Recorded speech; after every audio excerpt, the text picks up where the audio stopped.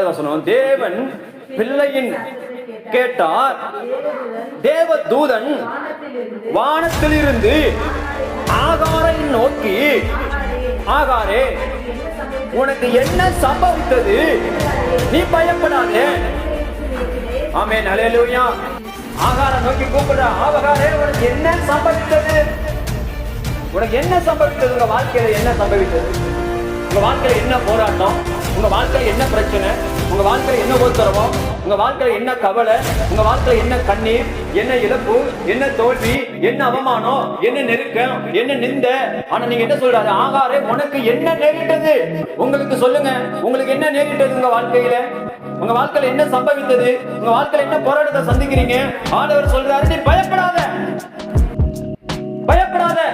உன் வாழ்க்கையில என்ன சம்பவித்தது? ஆகார கூப்பிட்டு கர்த்தர் தேவதூதன் சொல்றான், ஆகாரே உனக்கு என்னப்பா சம்பவித்தது?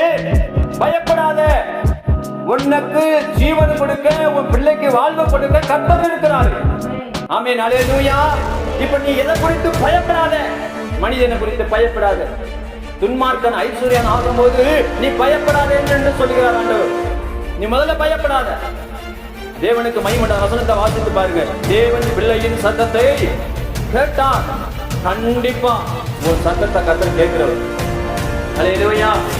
ஒரு சத்தத்தை கேட்கிறவர், உன் வேதனையை அறிந்தவர், உன் துன்பத்தை அறிந்தவர், உன் துயரத்தை அறிந்தவர், உன் துக்கத்தை அறிந்தவர், உன் பாடுகளை அறிந்தவர், உன் நெருக்கங்களை அறிந்தவர், உன் துன்மார்க்கனை அறிந்தவர். ஹல்லேலூயா. உனக்கு என்ன சம்பவித்தது? முதல்ல உன் வாழ்க்கையில எது சம்பவிக்குது? கடன் பிரச்சனை உன் வாழ்க்கையில நெருக்கமா இருக்குதா? வியாதி உன்னை போட்டு நெருக்குதா? உபத்திரம் ஒண்ணு நெருக்குதா? பயப்படாதப்பா முதல்ல. ஹல்லேலூயா. பயப்படாத. கணவனை நினைச்சா பயம், பிள்ளைய நினைச்சா பயம், மனைவியை பார்த்தாலே பயம், தகப்பனை பார்த்தாலே பயம், அம்மாவை பார்த்தா பயம். ஏதோ ஒரு விஷயத்துல நம்ம பயந்துட்டு இருக்கிறோம். முதல்ல